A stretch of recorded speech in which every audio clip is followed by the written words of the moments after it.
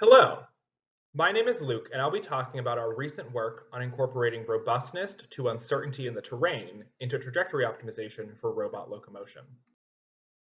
Incorporating robustness to terrain uncertainty into motion planning could greatly benefit the development of safe, legged locomotion strategies for robots.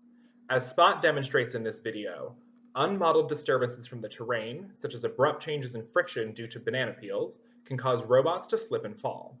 And while Spot can eventually get back up, a more robust strategy would have been to avoid the banana peels altogether.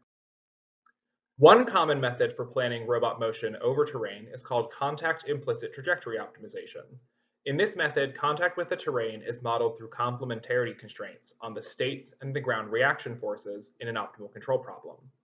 However, these complementarity constraints represent a precise model of the terrain, and as a result, the solutions are sensitive to errors and uncertainty arising from the terrain. Our work here focuses on including uncertainty in the terrain model. Specifically, we model uncertainty in the friction coefficient and in the distance to the terrain using normal distributions, and we replace the complementarity constraints with an expected residual cost, where psi here is a residual function that in the absence of uncertainty models the complementarity constraint. As an example, here we eliminate the constraint on the normal distance and add an expected residual cost on the normal distance and normal force. We've tested our robust approach in two examples. In the first example, shown on the left, we tested friction uncertainty in a problem involving sliding a block. Including the robust cost term shortened the sliding duration and increased the sliding velocity, as well as increased the control effort compared to the standard contact-implicit approach. Moreover, when we simulated these controls forward and perturbed the terrain friction, we found that the robust controls produced less variation in the final position.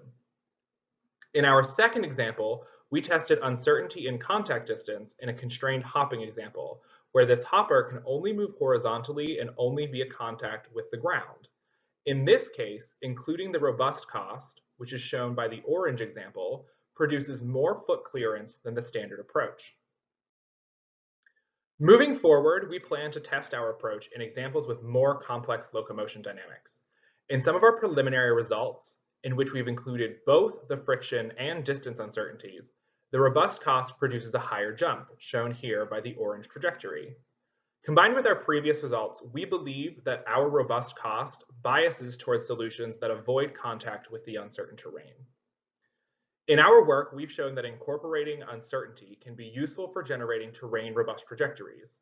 Moreover, we believe that future work could fuse our method with online estimation methods to update the terrain model from locomotion data. This would enable us to change the uncertainty and therefore the robustness online, leading to safe and adaptable locomotion strategies. And with that, I thank you for listening.